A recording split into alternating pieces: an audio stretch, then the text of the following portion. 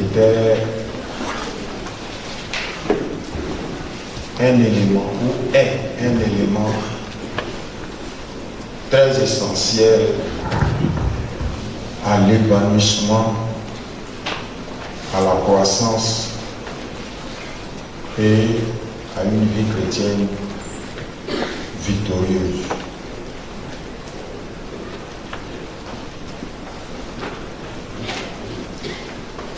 Nous avons étudié plusieurs fois le thème de la connaissance. Nous l'avons défini, nous l'avons expliqué, et nous avons essayé de démontrer que sans connaissance, il n'y a pas de succès dans la vie chrétienne. D'autant plus que la Bible dit dans le livre d'Osée que c'est Dieu qui parle. Le Seigneur va clairement donner vie et force à la connaissance lorsqu'il va dire à travers le prophète Osée que mon peuple périt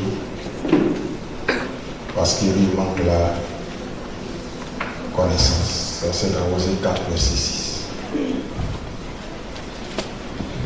Vous voyez donc, sans la connaissance, tu ne peux pas marcher avec Dieu. Amen. Vous savez, la plus grande chose que Dieu veut pour un chrétien, c'est que le chrétien le reconnaisse. Qu'il sache qui est Dieu. Mais connaître Dieu signifie connaître comment Dieu fait les choses. On appelle ça les voies de Dieu. Quand vous allez dans le psaume 107, le psaume 103, vous allez trouver une belle phrase qui est écrite là-bas. Et j'aime ce psaume particulièrement. Vous allez trouver au verset 7 du psaume 103 qu'il est écrit: il manifesta ses voies à Moïse, ses œuvres aux enfants d'Israël. Vous voyez, il y a les œuvres de Dieu et il y a les voies de Dieu. Il y a les œuvres de Dieu. Les œuvres de Dieu, c'est ce que Dieu fait. Dieu nous guérit, Dieu nous bénit, Dieu nous protège, Dieu nous garde, Dieu nous sécurise. Ça, ce sont les faits de Dieu ou les œuvres de Dieu. Il a multiplié le pain et les poissons, ce sont les œuvres de Dieu.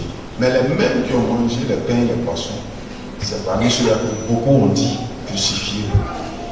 Donc ça veut dire, on peut être habitué aux œuvres sans connaître les voies. C'est pourquoi la Bible dit, Dieu a manifesté ses voies à Moïse. Il a appris à Moïse comment lui, Dieu, il fait les choses. Il a appris à Moïse comment lui, Dieu, il se comporte dans chaque domaine. Israël ne savait pas ça. Eux, ils connaissaient les œuvres. Quand ils ont faim, la manne vient du ciel.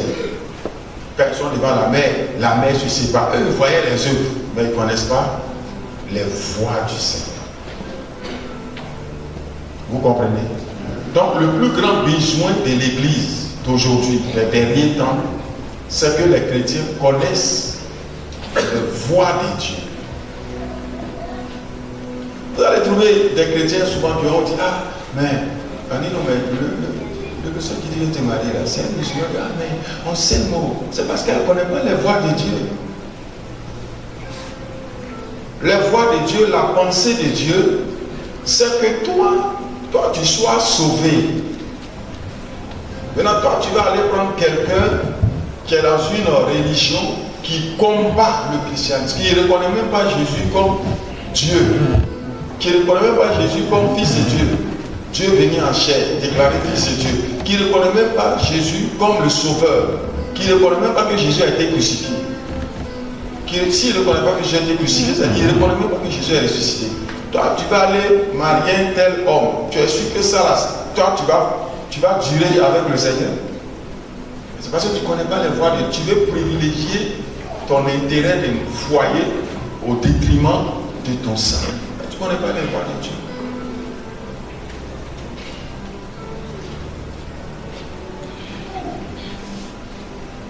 Gloire à Dieu. Donc, connaître les voies de Dieu nous épargne de beaucoup de choses, beaucoup de calamités. Or, aujourd'hui, 90% de ceux qui sont dans les bâtiments d'église cherchent les œuvres. Ah, je veux que Dieu fasse ça pour moi. Je veux que... Je n'ai pas dit que c'est mauvais. Je ne dis pas que c'est mauvais. Mais, il me semble que c'est ce qui est devenu la norme. C'est-à-dire qu'il me semble que c'est à cause des œuvres qu'on est avec Jésus-Christ. N'est-ce pas?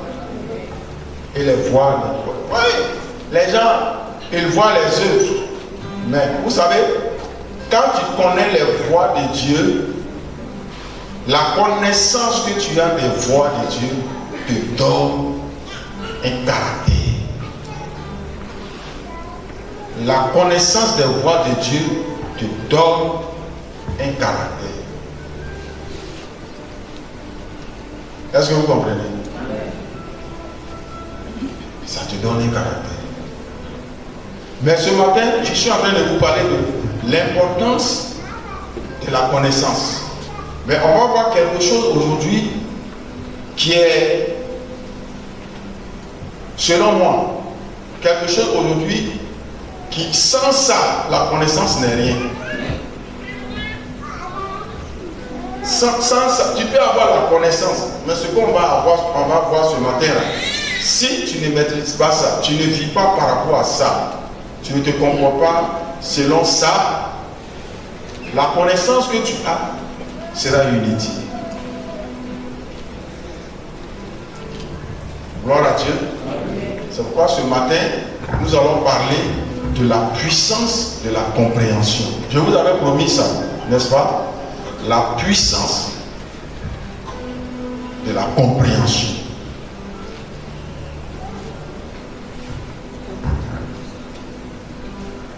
La puissance de la compréhension. Parce que c'est un constat, on constate que beaucoup sont dans la maison de Dieu, mais ils ne comprennent pas les choses de Dieu.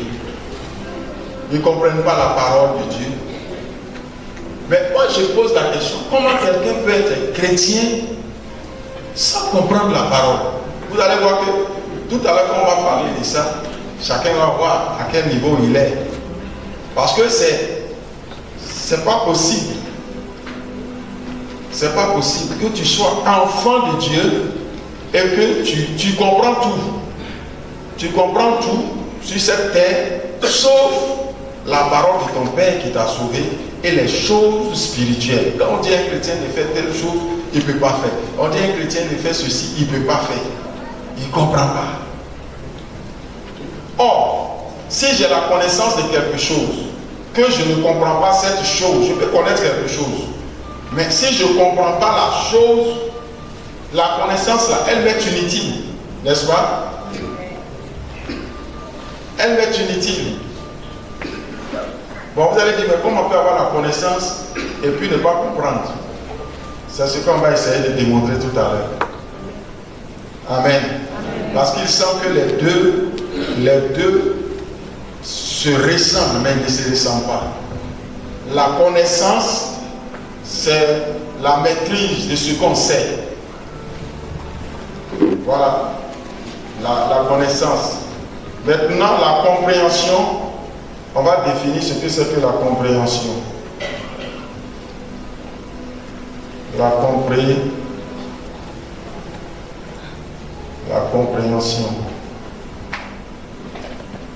La compréhension, c'est la faculté de concevoir. La faculté de concevoir. Qu'est-ce qu'une faculté? C'est la capacité. C'est la connaissance entière et parfaite. C'est la qualité de ce qui est compréhensif. C'est-à-dire, souvent tu parles à quelqu'un et dis, est-ce que tu comprends? Il entend. Donc il peut entendre sans comprendre ce que tu es en train de dire. Je vous ai donné un témoignage. Une année, quand le temple était encore, l'église était encore au kilomètre 17, j'étais dans la cour de l'église. Un jour, je suis allé m'asseoir là-bas pour recevoir les gens. Et puis, il y a dans le quartier, dans le village, j'ai prié. Il y a des jeunes qui priaient avec nous. Puis il y avait une soeur qui s'appelait, bon, je ne vais pas dire son nom, il y avait une soeur, elle soit venue en groupe. Et puis, je les motivais, je dis oui, vraiment, engagez-vous dans l'œuvre, engagez-vous, investissez-vous dans l'œuvre, investissez-vous dans l'œuvre, faites l'œuvre de Dieu. Vous êtes jeunes comme ça, vous avez la force, investissez. Elle allait dire au village que le pasteur est là-bas, c'est un escroc. Parce que la seule notion qu'elle a d'investir, c'est l'argent. Les Hébreux font souvent beaucoup de commerce. Investir l'argent dans le commerce, c'est ça qui est dans sa tête. Mais ce n'est pas que investir à une autre. Elle ne comprend pas que investir a une autre définition. Donc les gens sont venus me voir pour dire oui, les gens du village, les gens du village qui veulent tenter, que toi tu dis, ils n'ont qu'à donner l'argent, qu'ils n'ont qu'à donner, ils ont dit un mot là, ils n'ont qu'à investir, ils n'ont qu'à investir, J'ai dit oui, c'est vrai, j'ai dit de s'investir dans l'œuvre, mais je ne parlais pas d'argent. Il dit, mais comment? J'ai dit non, j'ai dit, elles n'ont qu'à s'investir, c'est-à-dire évangéliser, encadrer les âmes, prier, et comme l'église au kilomètre 17, elle peut venir balayer souvent. C'est de cet investissement-là, je parle. Il y a un qui a crié, ah! Ça là, c'est que pour parler, il faut remettre la langue avant, plusieurs fois avant de parler. Parce que celui qui est en face de toi, s'il n'a pas ton niveau, ce que tu vas dire peut être l'objet de plusieurs interprétations. Même quand on prêche ici, là, il y a des paroles, nous disons, il y a des gens qui pensent à autre chose qui n'ont rien à voir avec la parole de Dieu. Parce qu'ils ne comprennent pas. S'ils comprenaient le sens spirituel de ce qui est dit, ils n'allaient pas penser à autre chose. C'est parce qu'ils ne comprennent pas. Or, en Jésus-Christ, si vous n'avez ni connaissance, ni compréhension de sa parole et des choses de Christ, c'est inutile. C'est-à-dire que vous n'aurez rien, c'est inutile. Donc, vous comprenez maintenant que la vie chrétienne, ce n'est pas une vie de non-effort. C'est-à-dire on ne fait rien, on est là, on prie seulement, on ne fait rien. Non. Tu es un étudiant, tu dois avoir un cahier biblique à la maison, tu lis la Bible, tu dis, cherchez à comprendre. Vous comprenez? Tu étudies la parole, parce que si tu n'étudies pas, tu ne peux pas comprendre. Regardez très bien, les gens qui cherchent les mines, qui cherchent l'or, le diamant, qui cherchent le pétrole, qui cherchent le gaz là. Quand par exemple ils vont dans le ventre de la terre, ils prennent les métaux, ils vont dans les laboratoires pour étudier. Ce caillou là, c'est quel caillou? Ce métal là, c'est quel métal? Ils étudient au laboratoire pour savoir ce que c'est. Ils ne quittent pas là-bas avec la et puis ils viennent dire, voilà, diamant, j'invente un nom. Donc il faut comprendre la parole de Dieu, il faut comprendre les voies de Dieu. C'est la compréhension que tu as de la connaissance qui devient une puissance dans ta vie. Parce que pourquoi Carameli disait un jour, il dit, au temps d'Abraham, là, il y avait l'électricité. Mais la loi de l'électricité, là, personne n'a découvert ça. C'est pourquoi j'étais dans le monde à partir de 18h30.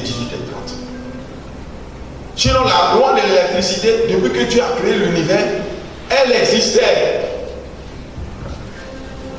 La loi de la pesanteur là, existait, de l'aérodynamite. Ça existait pour qu'un objet lourd soit suspendu dans le ciel et qu'il ne tombe pas là. La loi là existait.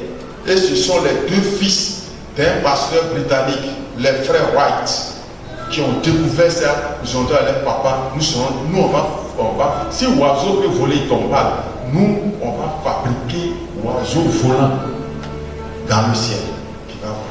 Les frères Wright.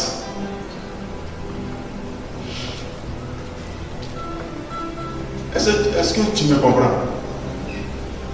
Est-ce que tu me comprends? Tu as vu ce que est-ce que tu me comprends? Je n'ai pas dit parce qu'il y a à entendre. Tu peux entendre. Mais ce que tu as entendu là, tu ne comprends pas ce que ça signifie. Tu ne comprends pas ce que c'est. La compréhension, c'est la faculté de concevoir.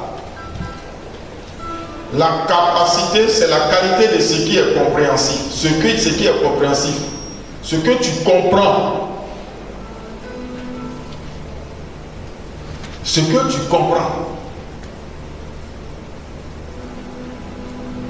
C'est-à-dire, on t'explique quelque chose et tu sais ce que cela signifie. C'est ça comprendre. On te communique une connaissance et tu sais ce que c'est. C'est ça la compréhension.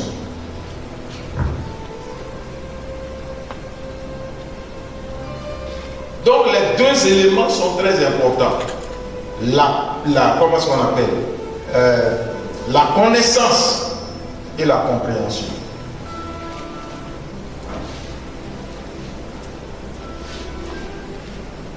Et les deux, il faut les avoir. Il n'y a pas gagné, perdu.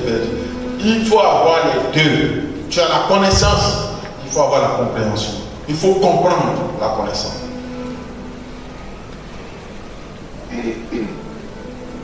La connaissance, je peux expliquer la connaissance comme le fait de savoir l'existence de.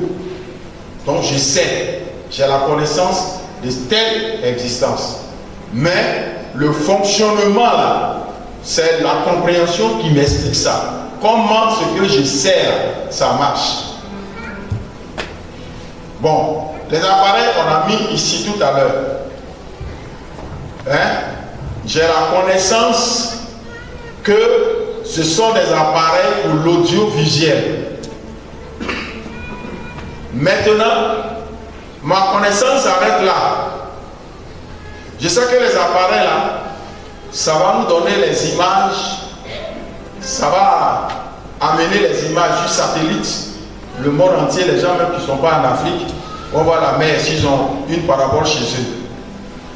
Mais comment ça fonctionne là? Je ne comprends pas ça. Je ne connais pas ça. Je ne sais pas ça. J'ai la connaissance que si quelqu'un me demande, papa, ça c'est quoi? Ah non, ce sont les appareils qu'on va prendre pour faire notre chaîne de télévision. Ah bon? Oui, oui. Mais comment ça marche? Je dis, mon frère, voilà, le directeur est là, si tu es là, il faut aller lui dire. C'est lui qui connaît. Connaître là, c'est la compréhension. Il comprend comment ça fonctionne. Moi, si tu me donnes de brancher, de faire des choses, nous voit apparaître dès qu'à ça. Ben, je vais appuyer des boutons, il ne sait même pas que ça ne touche pas. Donc, si tu ne comprends pas les choses de Dieu, les trésors, c'est-à-dire les bonnes choses de Dieu, ne peuvent pas t'arriver. Quand on vous dit, on lit un livre de la Bible par jour, on lit, comment dirais-je, comment dirais-je, chaque jour on lit un livre de la Bible, et puis on s'impose le devoir, par exemple, en 3 mois, on va finir de lire le Nouveau Testament. Toi, tu crois que c'est parce que on peut faire ça comme ça? Non. Quand on lit, on cherche à comprendre. Bon, je vais prendre un exemple. Le dimanche avant la Pâque, j'ai enseigné ici, le dernier dimanche avant la Pâque, je vous ai dit que On a parlé de la communion, l'intimité avec le Seigneur. On parlait de porter des fruits.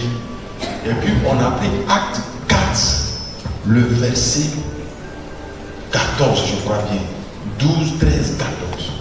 Qui dit que c'était des gens sans instruction, des gens du peuple sans instruction, mais il est reconnu pour avoir été avec Jésus. Et nous sommes allés dans Luc, dans le choix des disciples. La Bible dit, il appela du milieu de la foule ceux qu'il voulait, et il choisit 12 d'entre eux pour les avoir avec lui. Les avoir avec lui là. Je t'ai expliqué ça, mais tu ne comprenais pas avant ce que signifiait les avoir avec lui. Parce que le verset dit pour les avoir avec lui, virgule, et pour les envoyer chasser les démons et guérir les malades. Donc, être avec Jésus précède l'exercice des dons et des choses et du ministère. Être avec Jésus signifie quoi? Passer le temps avec lui. Passer le temps avec Jésus signifie quoi? Communier avec, c'est pas t'asseoir à côté. Est-ce que tu vois Jésus? Tu ne le vois pas. Quand tu es dans ta chambre, tu dis que tu es avec Jésus au salon, ou bien tu es dans ton bureau. Ça veut dire quoi? Que tu es en train de communier avec Jésus, tu es en train de parler avec Jésus. C'est ça l'expression, il est reconnu pour avoir été. Sinon, la foule suivait Jésus. Pourquoi ils n'ont pas dit que la foule était avec Jésus? Donc, être avec Jésus, c'est ce verset-là qui a fait que l'onction tombait sur ma vie. Quand j'ai compris ça, donc le secret, c'est d'être avec Jésus. Bon, or, naturellement, quand tu vas dire à un chrétien d'être avec Jésus, être avec Jésus, c'est accepter Jésus. C'est pas ça? Ça là, ça va plus loin que ça. Accepter Jésus te fait rentrer dans une relation.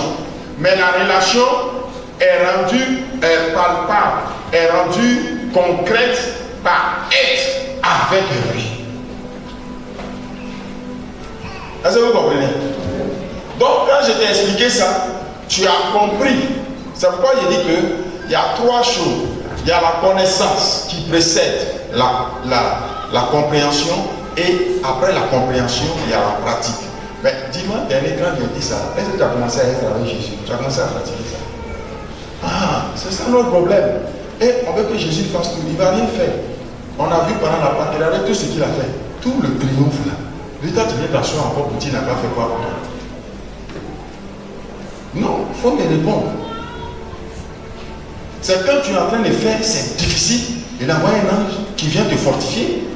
Quand tu es en train de faire, et puis il y a un blocage démoniaque, c'est là il envoie les anges pour un combat dans l'invisible. Et puis tu dis, ça là, j'ai lutté maintenant. Je me suis réveillé le matin quand j'ai fait, ça marchait. Parce qu'il y a un combat dans l'invisible qui t'a pas réveillé. Mais tu ne veux rien faire, et puis lui il va tout faire pour toi. Après avoir tout fait à la croix où il dit tout est accompli, c'est pourquoi on ne gagne rien en Jésus.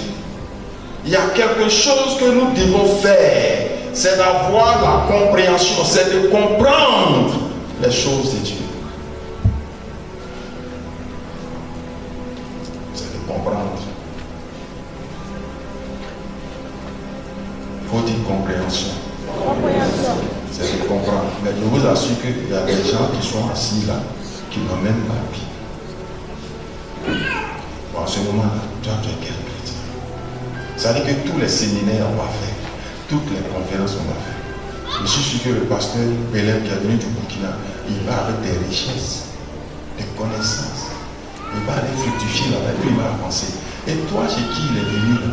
Toi, tu es là, tu patauges. C'est comme Israël. Et le bébé, Jésus est né, ce sont des marches d'Orient. Après les 4000 km qui ont vu son étoile. Pays même où il est né, là, les gens n'ont pas vu ça. Parce que ça ne les intéressait pas. Ça ne les intéressait pas. Donc il faut avoir la compréhension des choses. Souvent quand je regarde les chrétiens, ils sont trop légers. Ils sont trop légers. Vous savez, quelqu'un qui a fait 10 ans, c'est trop. Quelqu'un qui a fait 1 an, à partir de 1 an, il y a des choses qu'on ne doit plus t'expliquer. Vous ne voyez pas souvent, les chrétiens, quand ils ont des situations, ils cherchent à voir leur pasteur, ils viennent et puis ils expliquent, ah pasteur, à la maison, mes parents veulent que je fasse ça, comment je dois faire, comment je dois me comporter. Mais, bon, donc c'est la bouche du pasteur, tu vas prendre pour aller le vendre dans ta famille. Notre pasteur dit que ce que vous avez dit là, c'est satanique, c'est démoniaque. Pourquoi tu ne veux pas assumer ta responsabilité? Pourquoi la compréhension que tu as de Dieu par rapport à ça là, pourquoi tu ne prends pas ça pour dire à tes parents? Chacun défend sa foi. Quand Jésus a dit, celui qui veut me suivre, il se charge de sa croix. C'est pas moi qui dois porter ta croix. C'est toi qui dois porter la croix devant tes parents. S'ils veulent te rejeter, ils n'ont qu'à te rejeter. Mais ce genre de chrétiens là, ils sont là. Ah, si ça peut ça, ah, ce sont mes parents, hein, ce sont mes parents, ce sont mes parents. D'accord, il n'y a pas de problème. Quand tu vas avoir un malheur, il faut aller voir tes parents, ils vont prier pour toi. Tu vas venir voir.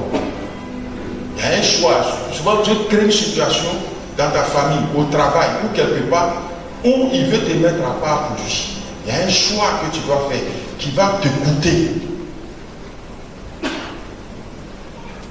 Qui va te coûter. Qui va t'arracher certaines choses. C'est très précieux. Donc, en tant que chrétiens, nous ne devons pas être ignorants. Les païens disent bleu. On ne doit pas être bleu dans les affaires de Dieu. C'est-à-dire, on est ignorant, on ne connaît rien.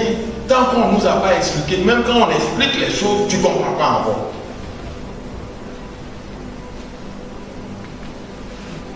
Ok. Prenez Hébreux 5.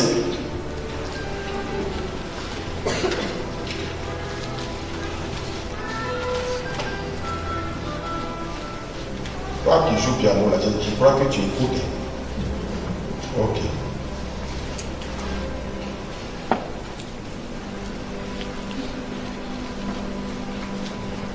Hébreux 5.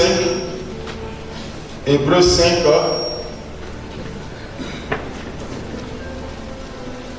À partir du verset 11. Hébreux chapitre 5, à partir du verset 11. Lis le verset 11 d'abord. Nous avons beaucoup à dire là-dessus et des choses difficiles à expliquer parce que vous êtes devenus lents à comprendre. Est-ce que vous voyez? Nous avons beaucoup de choses. Paul expliquait ici la rencontre d'Abraham avec Melchisedec, je crois bien. Maintenant, il dit, nous avons beaucoup de choses. Nous avons beaucoup à dire là-dessus. Et des choses difficiles à expliquer. Parce que vous êtes devenus lents à comprendre. Donc l'église devant laquelle, ou l'assemblée, ou l'auditoire, qui recevait cette parole, l'église qui recevait cette parole était une église où les gens étaient lents à comprendre. Et quand les gens sont lents à comprendre, ça fatigue le ministère. Ça attriste le Saint-Esprit. Ça veut dire que la compréhension doit être comme de l'eau qui coule. Bon, quand les gens ne comprennent pas ce que tu dis là, parce que comment faire? C'est l'échec. C'est l'échec. C'est pourquoi il dit qu'il y a des choses difficiles à expliquer. Comme vous êtes devenus lents à comprendre, on ne peut pas vous dire ça maintenant. Au niveau de compréhension, c'est fire. Envoyez le feu sur les gens. C'est là-bas toi tu es. Mais quand on veut te transporter, comme il a dit, dans les choses difficiles à expliquer, tu ne peux pas comprendre.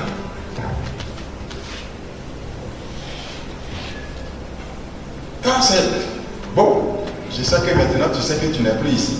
Sinon on était là, c'est mon oncle là, ton oncle est ici, toi tu es là-bas, il faut le laisser tranquille.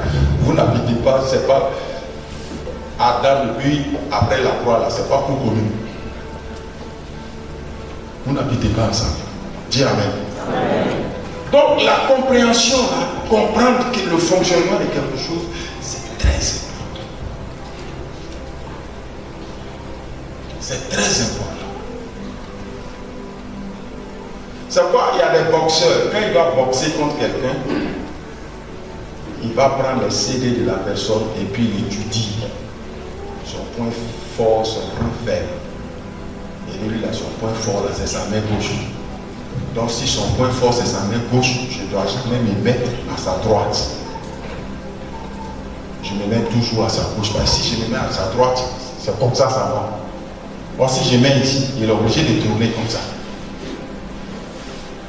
Et il étudie. L'autre peut être fort que lui. Mais comme il a étudié, il finit par le comprendre. Comment il fonctionne quand il boxe. Et puis, il vient, il le frappe. Lui, il est fort. C'est pas qu'il est fort physiquement. Il a cherché à comprendre comment l'autre est fort, comment il est fait.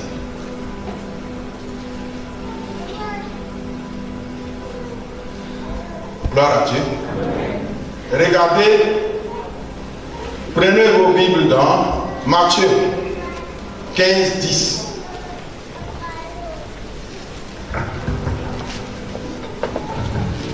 Matthieu 15, 10.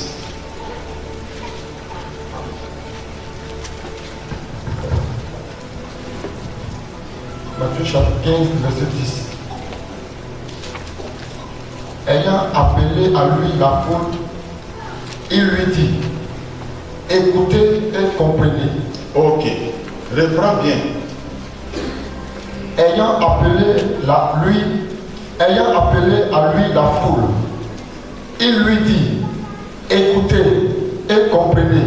Jésus dit, la Bible dit, dans Matthieu 15, verset 13, c'est ça? Matthieu 15, verset 10. La Bible dit, Jésus a appelé la foule. Et puis il dit, écoutez et comprenez. Donc ça veut dire, quand tu viens t'asseoir ici, dans la maison de Dieu, la première chose que tu fais, c'est d'écouter. Tu ne peux pas comprendre ce que tu n'as pas écouté. C'est pourquoi quand on dit question-réponse, celui qui n'était pas là au culte, là, ne lui donnez pas la parole, il va dire des bêtises. Il va dire des bêtises. Gloire à Dieu. Donc Jésus dit, il appelle la foule assez ici. Il dit écoutez et puis comprenez. Vous voyez que Jésus met l'accent sur comprendre. On a fait, ça c'est l'un des plus grands messages de cette année. Parce que ce message va te permettre d'obtenir quelque chose. Parce que tu es dans le Seigneur, tu ne comprends pas. Comment tu fais pour être chrétien? Tu ne comprends pas. Comment tu t'arranges? C'est ce que tu comprends que tu peux pratiquer. Quelqu'un qui ne comprend pas comment on fabrique une chaise, lui peut fabriquer une chaise. Il va attaquer boire des gens. Jésus dit, écoutez et comprenez. Écouter, c'est entendre. Écouter, c'est entendre avec attention.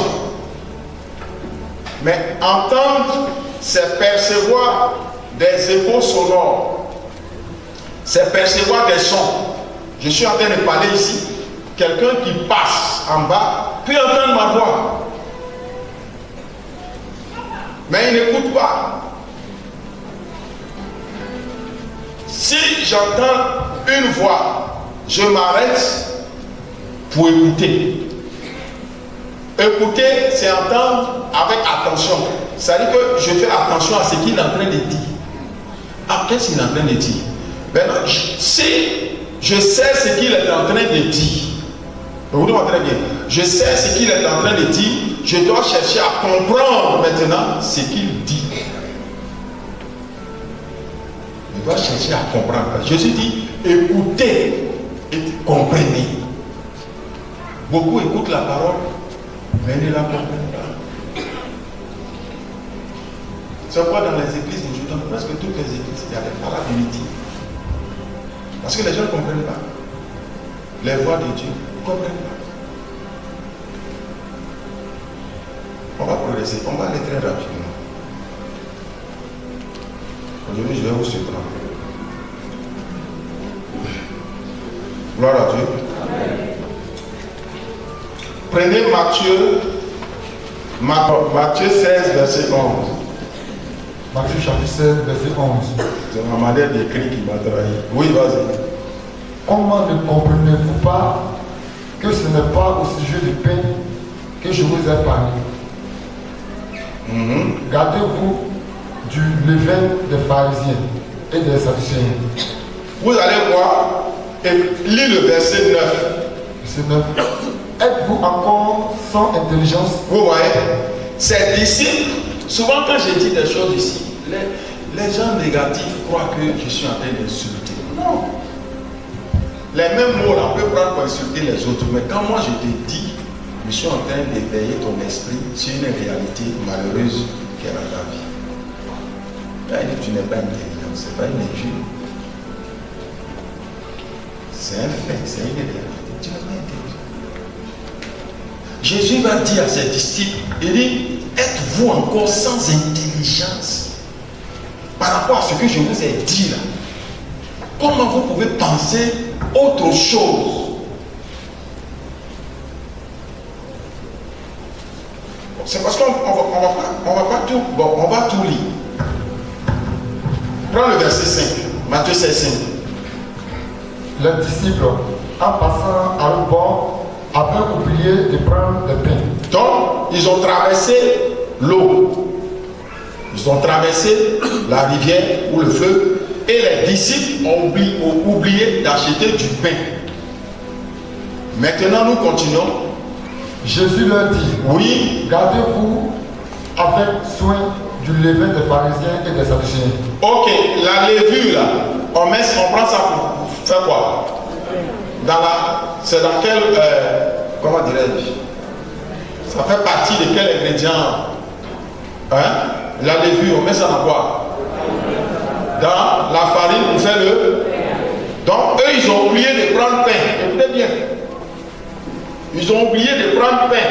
Et puis ici Jésus parle du levain des pharisiens. Il parle de levure des pharisiens. Donc eux ils font un rapprochement. Alors continuons. Les disciples raisonnaient en eux-mêmes et disaient, vous voyez, quand vous ne comprenez pas le langage de Dieu, quand vous ne comprenez pas la parole de Dieu, ceux qui la comprennent, quand ils vous l'enseignent, vous murmurez, vous raisonnez. Et pourquoi il dit ça? Parce que ce qu'il a dit là, toi tu comprends ça d'une autre façon. Et le résultat, si tu ne comprends pas la parole de Dieu, c'est pourquoi quand je médite, je dis Saint-Esprit, enseigne-moi comme tu l'as enseigné, ici c'est dans le livre de Jean, comme tu l'as enseigné à Jean, je veux comprendre comme Jean a compris. Mais au-delà des gens, je veux la révélation qui se cache derrière chaque verset, chaque mot, chaque lettre. Parce que je ne veux pas comprendre selon moi, ou selon des événements. Je veux comprendre selon Jean. Et dans ces derniers temps, je suis entré dans une dimension de la compréhension de la parole, ce n'est pas possible. Quand je prends un verset, je suis en train de lire, c'est-à-dire que je comprends pourquoi quel événement a eu lieu et puis il explique ça. Dans les versets, je ne comprenais pas dans Galates. Il n'y a pas longtemps. Et il commence à m'expliquer. Ça m'a permis de comprendre beaucoup l'œuvre achevée de Christ. Même sur la Kabbale, tout ça. Je vais vous expliquer quelque chose. Quand vous lisez par exemple les épîtres de Paul, Paul a passé tout son temps à démontrer aux Juifs que la loi de Moïse, l'ancienne alliance, la loi de Moïse, c'est terminé. 2, Israël n'est plus le peuple unique de Dieu, c'est terminé. 3, Dieu s'est choisi un nouveau peuple, c'est lequel? Tous ceux qui vont reconnaître Jésus comme le Seigneur et Sauveur, ce que vous avez rejeté là, c'est eux-là qui sont le nouveau peuple maintenant de Dieu. Et que vous les Juifs, vous avez besoin d'accepter Jésus pour être sauvé. Un Juif qui meurt sans Jésus va en enfer. C'est pas affaire de... Le temps de Moïse.